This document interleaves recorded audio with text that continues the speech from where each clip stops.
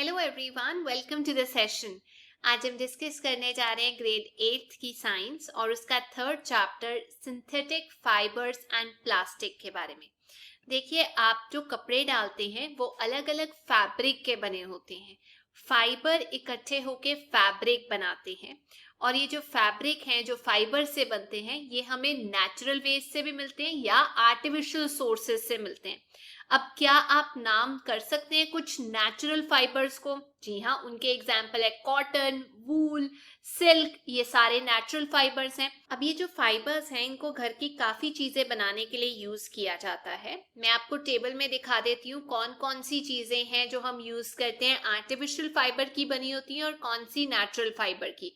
जैसे cotton clothes natural fibre के होते हैं, polyester shirt artificial, nylon sari artificial, woollen socks natural, woollen sweater ये भी नेचुरल फाइबर का बना होता है। अब आपने अलग अलग तरीके के लेबल्स देखे होंगे फाइबर के ऊपर जिनके ऊपर लिखा होता है आर्टिफिशियल या उनको हम बोलते हैं सिंथेटिक या मैन मेड, क्योंकि इनको ना डायरेक्टली आप प्लांट्स या एनिमल्स से नहीं ऑब्टेन करते। जो ह्यूमन बींग्स बनाते हैं उन सिंथेटिक फाइबर्स को हम मैन मेड या सिंथेटिक फाइबर्स बोलते हैं। जो नेचुरल फाइबर्स होते हैं उनका एग्जाम्पल है कॉटन, वूल, सिल्क, जो हमें प्लांट्स या फिर एनिमल से मिलते हैं। अब बात करते हैं कि आखिर ये सिंथेटिक फाइबर्स होते क्या हैं। अब देखो, आप नेकलेस देख रहे होंगे जिसमें अलग अलग बीड्स, मोती इकट्ठे होकर एक थ्रेड के अंदर पिरोए जाते हैं और एक माला बनती है। वैसे ही आप देख रहे होंगे कि किस तरीके से पेपर क्लिप्स को ज्वाइन किया गया ताकि एक चेन बना दी जाए। आपने दोनों चीजों में एक सिमिलैरिटी देखी होगी कि छोटे छोटे यूनिट्स को ज्वाइन करके एक बड़ी चीज बनाई जा रही है। करेक्ट। एक केस में बीड्स का यूज किया गया है जिसमें माला बनाई गई है, दूसरे केस में पेपर क्लिप्स की एक लंबी चेन बनाई गई है। तो जो सिंथेटिक फाइबर होता है वो भी एक चेन ऑफ स्मॉल यूनिट्स होता है जिसको इकट्ठे जोड़ा जाता है। ये जो स्मॉल यूनिट्स होते हैं ये एक्चुअली केमिकल सब्सटेंस होते हैं, नेचुरल नहीं होते, केमिकल चीजें होती हैं। और स्मॉल यूनिट्स, छोटे छोटे जो यूनिट्स हैं वो एक बड़ा यूनिट बनाते हैं जिसे हम पॉलीमर बोलते हैं। पॉलीमर का क्या मतलब है? ये एक ग्रीक वर्ड से आता है। पॉली का मतलब मेनी और मर का मतलब पार्ट्स या यूनिट्स। पॉलीमर मतलब बहुत सारे पार्ट्स या यूनिट्स इकट्ठे होके एक यूनिट बनाते हैं। तो आप ये भी कह सकते हैं रिपीटिंग यूनिट्स अगर इकट्ठे हो जाए तो एक पॉलीमर बनाते हैं। ये जो पॉलीमर्स हैं ये आपको नेचर में भी मिलते हैं। कॉटन एग्जाम्पल है एक पॉलीमर का जिसे हम बोलते हैं सेलुलोज। अब ये जो सेलुलोज हैं ये छोटे छोटे यूनिट्स के बने होंगे, तो वो जो छोटे छोटे यूनिट्स हैं उनको हम ग्लूकोज के यूनिट्स बोलते हैं। ग्लूकोज के यूनिट्स इकट्ठे होकर सेलुलोज बनाते हैं जो कॉटन की फॉर्म में हमें मिलता है। चलिए अब डिस्कस करते हैं कुछ टाइप्स ऑफ सिंथेटिक फाइबर के बारे में। सबसे पहला नाम आता है रेयॉन का। आपने पिछली क्लास में पढ़ा होगा कि जो सिल्क वॉर्म है उससे हमें सिल्क मिलता है और सबसे पहले ये डिस्कवर किया गया था चाइना के द्वारा। चाइना ने कितनी देर तक इसको एक सीक्रेट के तरीके से रखा। तो जो फैब्रिक है सिल्क से जो हमें मिलता है वो काफी कॉस्टली होता है, एक्सपेंसिव होता है, लेकिन टेक्सचर उसका बेहतरीन होता है। तो लोगों ने कोशिश करनी शुरू की कि यार सिल्क हासिल करना मुश्किल है, क्यों ना हम इसे आर्टिफिशियली बना दे। तो ये जो अटेम्प्ट्स हैं ये सक्सेसफुल हुए towards the end of 19th century. 1850 के बाद जो साइंटिस्ट थे उन्होंने एक फाइबर बनाया जिसकी प्रॉपर्टीज बिल्कुल वैसी थी जैसी सिल्क की होती है। ये एक केमिकल ट्रीटमेंट से बना, वुड पल्प को ठीक करके। वुड पल्प क्या होता है? वो जो बुरा नहीं होता वुड का, उसको ट्रीट करके केमिकली ये एक फाइबर बनाया गया। उसको हम बोलते हैं रेयॉन या फिर आर्टिफिशियल सिल्क। हालांकि जो रेयॉन है वो एक नेचुरल सोर्स से हमें मिलता है जिसे हम वुड पल्प बोलते हैं, लेकिन इसे हम एक मैन मेड फाइबर बोलते हैं और ये चीपर होता है, सस्ता होता है असली सिल्क से। और इसको हम बिल्कुल वैसे बना सकते हैं कपड़े जैसे सिल्क के बनते हैं। इसको डाई किया जा सकता है, अलग अलग कलर्स दिए जा सकते हैं। इसको कॉटन में मिक्स करके बेडशीट्स बनाई जाती हैं, वूल में मिक्स करके आपके कारपेट्स बनाए जाते हैं। वैसे ही एक और सिंथेटिक फाइबर है जिसे हम बोलते हैं नायलॉन। ये एक मैन मेड फाइबर है। 1931 के अंदर इसको बनाया गया था और इसको बनाने में कोई नेचुरल रॉ मटेरियल नहीं यूज किया था, प्लांट या एनिमल की कोई चीज नहीं यूज की थी। इनफैक्ट इसको बनाया गया था पानी, हवा और कोल के साथ। जी हाँ, आंखें खुली। तो ये एक फर्स्ट फुल्ली सिंथेटिक फाइबर है। नायलॉन कोल का बनता है, वाटर एयर का यूज होता है, स्ट्रॉन्ग होता है, इलास्टिक होता है, लाइट होता है, लस्ट्रस होता है, उसके ऊपर थोड़ी शाइन भी होती है, आप वॉश कर सकते हो उसको। और आजकल उसके कपड़े बन रहे हैं, खास तौर पे नायलॉन की सॉक्स बन रही हैं, रस्सियां बन रही हैं, टेंट्स बन रहे हैं, टूथब्रश बन रहा है, कार की सीट बेस्ट एग्जाम्पल, कार की बेल्ट, स्लीपिंग बैग्स बन रहे हैं, कर्टेन्स बनाए जा रहे हैं, बहुत सारी चीजें नायलॉन की बन रही है। आप ये सोचिए कि नायलॉन को बोला जाता है कि ये स्टील की वायर से भी स्ट्रॉन्ग होता है, इसीलिए इसे यूज किया जाता है पैराशूट बनाने के लिए और रस्सियां बनाने के लिए, जो यूज की जाती है रॉक क्लाइंबिंग में। अब एक आपको एक्टिविटी दी है कि आपने एक आयरन स्टैंड लेना है और उसके साथ एक क्लैंप होगा जिसपे आप कोई चीज लटका सकते हो। आपने उसके ऊपर एक कॉटन की थ्रेड लटकानी है, 60 सेंटीमीटर जिसकी लेंथ है, मतलब आप देख सकते हैं। उस थ्रेड के एक एंड पे नीचे, जहां वो टाइट नहीं है क्लैंप के साथ, दूसरी साइड पे एक पैन रख देना, जो बड़ी हल्की सी प्लेट होती है, ताकि उसके अंदर वेट रखा जा सके। अब आपने क्या करना है, ये जो थ्रेड है अलग अलग तरीके की लेनी है, थ्रेड को हम फाइबर बोल सकते हैं, अलग अलग तरीके का लेना है और उसका वेट चेक करना है। अगर आपके पास एक क्लैंप नहीं है, आयरन स्टैंड नहीं है, तो आप दीवार में कील लगा के चेक कर सकते हो, धागा लटका के, कि कितना वेट होता है कॉटन के धागे का, वूल का, सिल्क का, नायलॉन का। तो मैंने टेबल पे लिख दिया है कि कॉटन 30 ग्राम का होगा धागा, वूल का 60 ग्राम, थोड़ा भारी होता है, सिल्क 70 ग्राम का, नायलॉन जो है 100 ग्राम का होगा। तो अब हमें पता चल गया वेट रख रख के कि भाई किस वेट पे जाके ये टूट जाता है, तो उससे कम वेट होगा इसका। अब बात करते हैं पॉलिएस्टर या एक्रिलिक की। जो पॉलिएस्टर है वो भी एक तरीके का सिंथेटिक फाइबर है। इससे जो फैब्रिक बनाया जाता है, चीजें बनाई जाती हैं, उसमें इजीली ना करवटें नहीं आती, रिंकल्स नहीं आते, जैसे आप कपड़े डालते हो तो ऐसे खराब हो जाते हैं, पॉलिएस्टर के अंदर नहीं आते। इसकी ड्रेसेस बनाई जाती हैं, आजकल लोगों को आपने देखा होगा पॉलिएस्टर की शर्ट पहनते, ड्रेसेस पहनते। टेरिलीन, टेरिलीन एक पॉपुलर एग्जाम्पल है पॉलिएस्टर का। इनफैक्ट इसको यूज करके आप कैसा भी फाइबर बना सकते हो, जैसे आप बाकी चीजों की सामान बनाते हो बिल्कुल वैसे। आपने कभी सोचा आपकी जो मम्मी है वो पीईटी की बॉटल्स यूज करती हैं, जार्स यूज करती हैं, आप देख सकते हैं, स्टोर करने के लिए राइस को, शुगर को। तो क्या आपने सोचा ये पीईटी क्या है? ये भी एक तरीके का पॉलिएस्टर है जिसको यूज किया जाता है बॉटल्स बनाने के लिए, बर्तन बनाने के लिए, वायर्स बनाने के लिए, फिल्म्स बनाने के लिए यूज किया जाता है अलग अलग जगह पे। पहले हम बात कर लेते हैं पीईटी की फुल फॉर्म क्या है। पीईटी की फुल फॉर्म है पॉलीएथिलीन टेरेफ्थलेट, और इसके अलग अलग तरीके के प्रोडक्ट्स बनते हैं जो हमने डिस्कस कर लिए हैं, और ये एक फॉर्म है पॉलिएस्टर का। अब ये पॉलिएस्टर क्या है? पॉलिएस्टर पॉली और एस्टर से बनता है। एस्टर के रिपीटिंग यूनिट्स जब इकट्ठे कर दिए जाए पॉलिएस्टर बनता है। एस्टर्स जो होते हैं केमिकल्स होते हैं जो फ्रूट्स को ना स्मेल देते हैं। जो फैब्रिक बेचा जाता है अलग अलग तरीके से पॉलिएस्टर से बने चीजों का, उसका अलग अलग नाम होता है, जैसे पॉलीवुड, पॉलीकॉट, टेरिकॉट।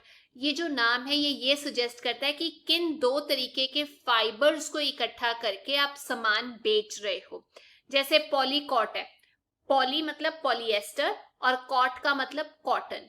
पॉलीवूल मतलब पॉलिएस्टर और वूल को इकट्ठा करके हम सामान बेच रहे हैं।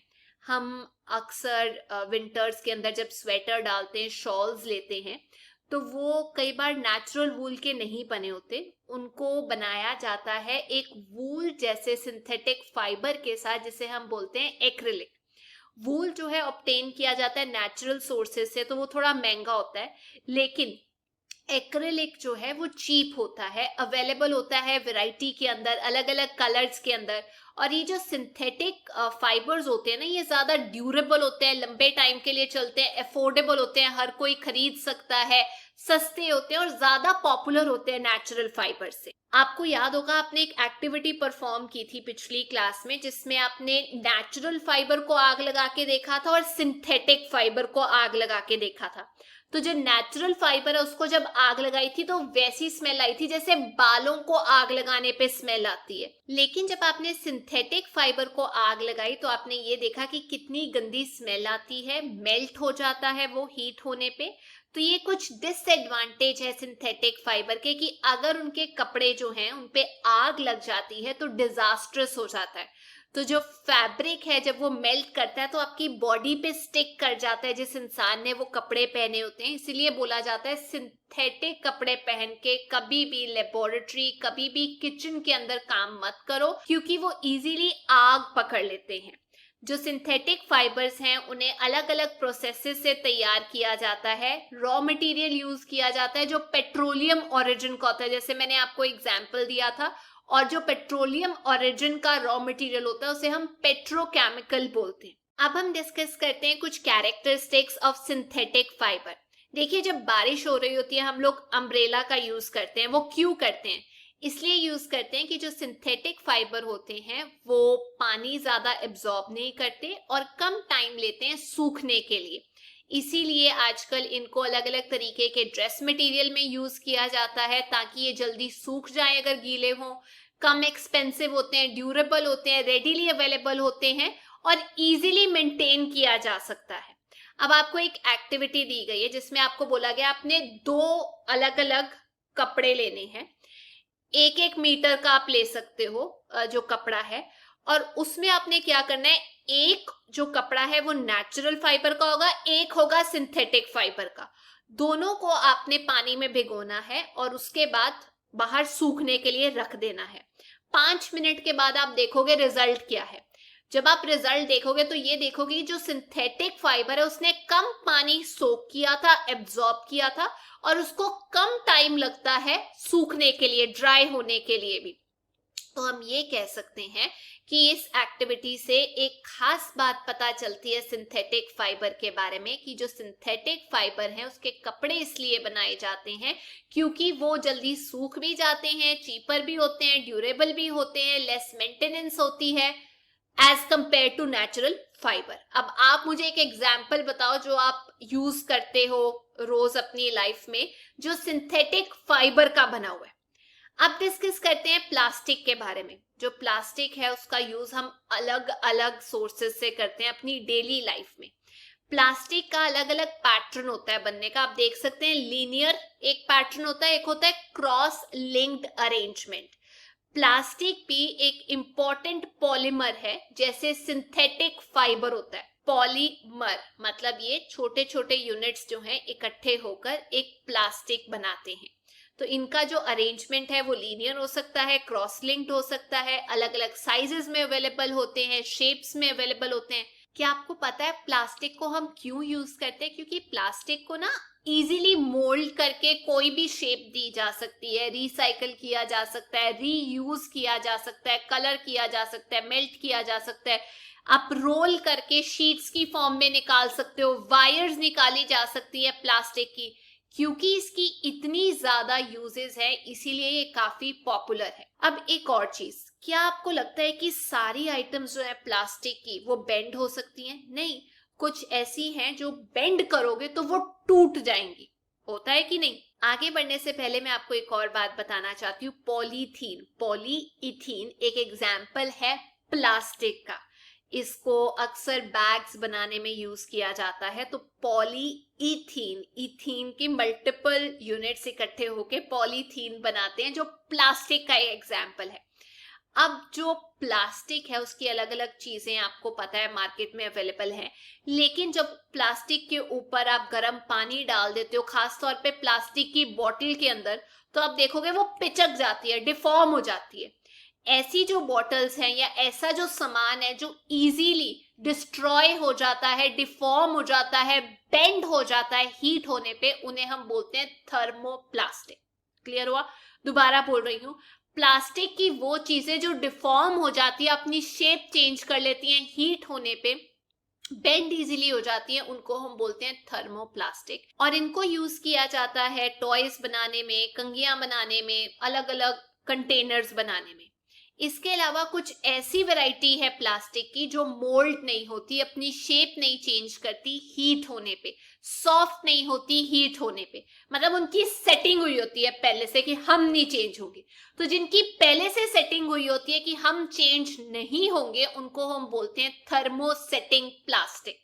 थर्मोसेटिंग प्लास्टिक का एग्जाम्पल है बैकेलाइट, मेलामाइन। अब जो बैकेलाइट है वो पुअर कंडक्टर होता है हीट का, इलेक्ट्रिसिटी का, इसीलिए इसको यूज किया जाता है इलेक्ट्रिक स्विच बनाने के लिए, हैंडल्स बनाने के लिए अलग अलग बर्तनों के, क्योंकि वो गर्म नहीं होता, बिजली भी नहीं कंडक्ट करता। दूसरा है मेलामाइन, वो वर्सेटाइल होता है, फायर को भी रेजिस्ट कर लेता है, मतलब जल्दी आग भी नहीं पकड़ता, और उसकी जो हीट की टॉलरेंस है वो भी ज्यादा होती है as compare to other plastics. इसीलिए मेलामाइन को यूज किया जाता है किचन का सामान बनाने के लिए, अलग अलग फैब्रिक बनाने के लिए जो यूज किए जाते हैं फायर को रेजिस्ट करने के लिए, रोकने के लिए, और साथ ही साथ इसे यूज किया जाता है फ्लोर की टाइल्स बनाने के लिए। आप देख सकते हैं अलग अलग चीजें जो बनी हुई हैं थर्मोप्लास्टिक से, और थर्मोसेटिंग जो चेंज नहीं होती, जिनकी सेटिंग हुई हुई है, हम ऐसे ही हैं। अब प्लास्टिक को हम क्यों प्रेफर करते हैं?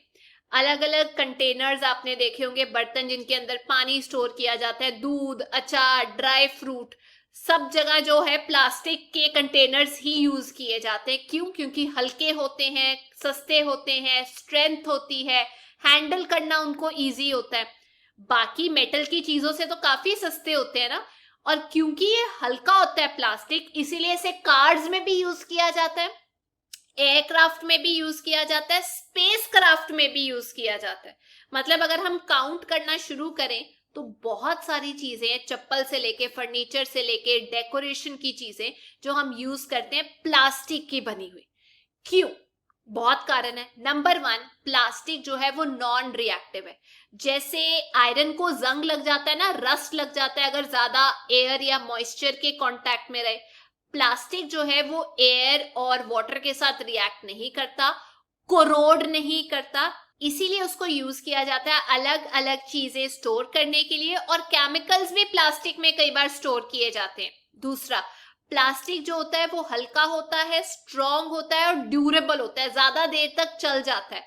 अगर आप अपने पेरेंट्स से पूछोगे कि उनके टाइम पे कौन सी बाल्टियां इस्तेमाल की जाती थी, तो वो ये बताएंगे, बेटा हमारे टाइम में तो मेटल की बाल्टियां इस्तेमाल की जाती थी, मग वैसे होते थे। तो ये चीजें तो बहुत भारी होती हैं, लेकिन आजकल हम यूज कर रहे हैं प्लास्टिक की बाल्टियां जो हल्की होती हैं, स्ट्रॉन्ग होती हैं, ड्यूरेबल होती हैं, किसी भी शेप साइज की आपको मिल जाती हैं और अलग अलग पर्पस सॉल्व करती हैं। जो प्लास्टिक है बाकी मेटल्स के कंपैरिजन में सस्ता भी होता है, ज्यादा यूज किया जाता है, इंडस्ट्री में भी, घरों में भी यूज किया जा सकता है। तो क्या आप एक लिस्ट बना सकते हो अलग अलग प्लास्टिक कंटेनर्स की, चीजों की जो आप इस्तेमाल करते हो अपने घर पे? मैं आपको बता देती हूँ वो लिस्ट, क्या चीजें हैं जो हम यूज करते हैं। बकेट, नहाने वाली मग हो गया, डस्टबिन हो गए, वाटर का टैंक हो गया, कैरी बैग हो गया, प्लास्टिक के तो बने होते हैं। अगली चीज, प्लास्टिक पुअर कंडक्टर होते हैं, मतलब प्लास्टिक हीट और इलेक्ट्रिसिटी नहीं कंडक्ट करते, इसीलिए जो इलेक्ट्रिक की वायर्स होती हैं उनके ऊपर प्लास्टिक की कवरिंग होती है। हैंडल जो होता है स्क्रू ड्राइवर का वो प्लास्टिक का बना होता है। तो प्लास्टिक के कितने एडवांटेजेस हैं। अब प्लास्टिक यहां तक सीमित नहीं है कि सिर्फ इतनी जगह यूज होता है, प्लास्टिक का हम लोग यूज करते हैं हेल्थ केयर इंडस्ट्री में। बहुत सारी टेबलेट्स हैं वो प्लास्टिक में रैप होके हमें मिलती है। थ्रेड जो हम चोट लगने पे यूज करते हैं ना, टांके लगाते हैं, प्लास्टिक थ्रेड होता है।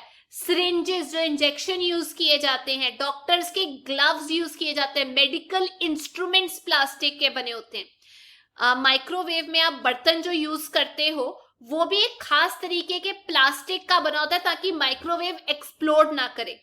टेफ्लॉन एक खास तरीके का प्लास्टिक है जिसके ऊपर पानी या ऑयल नहीं चिपकता, वो नॉन स्टिक के अंदर यूज किया जाता है। फायर प्रूफ प्लास्टिक यूज किए जाते हैं। हमें पता है सिंथेटिक फाइबर को आग लग जाती है, जो फायरमैन के कपड़े होते हैं उनके ऊपर कोटिंग होती है मेलामाइन की, हमने अभी डिस्कस किया था, जो कि एक प्लास्टिक का एग्जाम्पल है जो फ्लेम रेजिस्टेंट होता है, याद रखना, फायरमैन के कपड़े किसके बने होते हैं? मेलामाइन के, जो आग को रेजिस्ट करता है। अब हम बात करते हैं प्लास्टिक और इन्वायरमेंट का क्या रिलेशन है। आप मार्केट जाते हो तो पॉलिथीन के बैग में सामान लेकर आते हो और घर में कितने पॉलिथीन इकट्ठे हो जाते हैं। क्या आपको पता है पॉलिथीन आज की डेट में एक मेजर प्रॉब्लम है, क्योंकि जो मटेरियल है पॉलिथीन का वो डीकम्पोज नहीं होता नेचुरल प्रोसेस के जरिए, माइक्रोबियल एक्शन से, बैक्टीरिया के एक्शन से नहीं होता। इसीलिए उसको बोला जाता है नॉन बायोडिग्रेडेबल। जो बाकी चीजें हैं, किचन से जो वेस्ट निकलता है, छिलके हो गए, एनिमल डंग हो गया, या खेत का जो वेस्ट होता है, वो बिल्कुल डिकम्पोज हो जाता है माइक्रो ऑर्गेनिजम्स के एक्शन से, अर्थवॉर्म के एक्शन से, उसे हम बायोडिग्रेडेबल बोलते हैं। आपकी बुक में एक चार्ट दिया हुआ है कि जो छिलके हैं फलों के, सब्जियों के, वो बायोडिग्रेडेबल है क्योंकि वो 1-2 हफ्तों के अंदर डिग्रेड हो जाते हैं। पेपर थोड़ा टाइम लगता है, 10 to 30 डेज, पर बायोडिग्रेडेबल है। कॉटन क्लॉथ महीने ले लेता है पर बायोडिग्रेडेबल है। लकड़ी साल ले लेता है लेकिन बायोडिग्रेडेबल है। वूलन क्लोथ्स 1 साल लेते हैं लेकिन बायोडिग्रेडेबल है। टिन, एल्यूमिनियम, मेटल की जो चीजें हैं, मेटल के कैन सालों साल ले लेते हैं, 500 साल ले लेते हैं, हम कहेंगे भाई नॉन बायोडिग्रेडेबल है।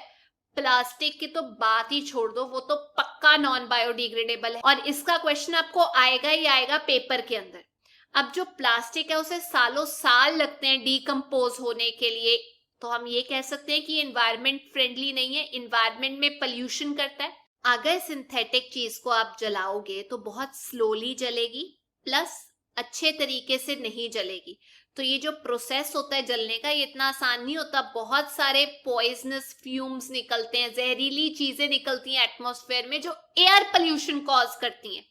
तो भाई इस प्रॉब्लम को हम कैसे सॉल्व कर सकते हैं? इस प्रॉब्लम को सॉल्व करने का तरीका सिंपल है। घर में जो प्लास्टिक की चीजें हैं, प्लास्टिक के जार हो गए, बॉटल्स हो गए, कंटेनर हो गए, यूज करने के बाद उसको फेंको मत यार, उसे दोबारा दोबारा यूज कर लो, उसके अंदर कुछ और स्टोर कर लो। इवन जो आप चीजें अवॉइड कर सकते हो प्लास्टिक की, उसे अवॉइड करो। जितना दूर रह सकते हो प्लास्टिक से उतना दूर रहो। इसके अंदर 4 R's की बात की गई है, वो भी मैं आपको बताऊंगी। पर उससे पहले कि आपको पता है कचरे के अंदर जब प्लास्टिक के थैले, लिफाफे मिलते हैं, जानवर कूड़े में से ही खाना खाते हैं, वो उनके सिस्टम में चले जाते हैं, जिसकी वजह से जो उनका सांस लेने का रेस्पिरेटरी सिस्टम है वो चोक हो जाता है, बंद हो जाता है, स्टमक की लाइनिंग खराब हो जाती है, उनकी डेथ हो जाती है। उन बेचारों को समझ में नहीं आता और आप तो ऐसी बेध्यानी में प्लास्टिक के जो रैपर्स हैं वो फेंक देते हैं डस्टबिन के अंदर। तो खुले में भी प्लास्टिक पड़ा हुआ कितना नुकसान करता है। तो जितना पॉसिबल हो इससे दूर रहो। शॉपिंग करने जाते हो तो कॉटन और जूट का बैग ले जाओ। बायोडिग्रेडेबल और नॉन बायोडिग्रेडेबल वेस्ट को अलग अलग सेपरेट रखो और अलग अलग डिस्पोज करो। 2 डब्बे लगा लो। प्लास्टिक अपने घर में मत लेकर आओ और जितना हो सके लोगों को इसके बारे में अवेयर करो। अच्छा, एक और चीज कर सकते हैं, रिसाइकल कीजिए प्लास्टिक वेस्ट को। आपको याद है मैंने आपको बताया था थर्मोप्लास्टिक के बारे में, जो चेंज कर लेते हैं अपनी शेप। थर्मो सेटिंग की तो सेटिंग हुई हुई है, तो जो थर्मोप्लास्टिक है उसको रिसाइकल करो। रिसाइकल करते हुए आप उसके अंदर अलग कलरिंग एजेंट डाल दो, उसके बाद उसको स्टोर करने के लिए कोई चीज यूज कर सकते हो। एक रिस्पॉन्सिबल सिटीजन 4R में बिलीव करता है, रिड्यूस, कम करो यूज इसकी, रीयूज, दोबारा रीयूज कर लो, रिसाइकल कर लो या उसको रिकवर कर लो। ये 4 R जो है बहुत इंपॉर्टेंट है। तो प्लीज याद रखना, जो प्लास्टिक है उसे वाटर बॉडीज के अंदर मत फेंको, सड़कों पे मत फेंको। एक कॉटन का या जूट का बैग लेकर जाओ शॉपिंग करने के लिए और प्लास्टिक की जो यूज है उसको मिनिमाइज करो। स्टील का लंच बॉक्स यूज कर लो यार प्लास्टिक की जगह, वो भी वही काम करता है। कम से कम आने वाली जनरेशन को प्रॉब्लम तो नहीं ना होगी इससे। तो ये थी आज की क्लास। पर जाने से पहले एक और चीज मैंने आपको बतानी है। नायलॉन जो है वो सिल्क जैसा दिखता है, स्ट्रॉन्ग होता है, फ्लेक्सिबल होता है। तो जब इसकी इतनी क्वालिटीज के बारे में पता चला तो पब्लिक में ये बहुत फेमस हो गया, खास तौर पे विमेन के अंदर। 1939 की बात है जब इसको इंट्रोड्यूस किया गया था, तो नायलॉन का पागलपन चढ़ गया था। विमेन ने ना स्टॉकिंग्स जो होती हैं वो इस नए फाइबर की बनवा बनवा के पहननी शुरू कर दी, बहुत डिमांड हो गई थी। अनफॉर्चुनेटली जब सेकेंड वर्ल्ड वॉर हुई तो नायलॉन की स्टॉकिंग्स की जगह सेकेंड वर्ल्ड वॉर के टाइम पे 1939 से 45 तक पैराशूट्स बनाने के लिए इसे यूज किया गया। जब वॉर खत्म हुई तब फिर से स्टॉकिंग्स बननी शुरू हुई और डिमांड और सप्लाई में मिसमैच था। इतना मिसमैच था कि आप ये कह सकते हैं ब्लैक मार्केट शुरू हो गई इस प्रोडक्ट की। लड़कियों को घंटों तक लाइनों में खड़े होना पड़ा कि भाई साहब हम लोगों को नायलॉन की स्टॉकिंग्स मिल जाए। तो हम इसे बोलते हैं नायलॉन रॉयट्स, जो नायलॉन की वजह से दंगे हुए थे। तो इससे खत्म होता है हमारा ये चैप्टर। आई होप आप लोगों को ये चैप्टर समझ में आ गया है। अब हम नेक्स्ट क्लास में मिलेंगे, पर अगर ये वीडियो अच्छी लगी तो please make sure you like, share and subscribe. Till then take care, bye bye.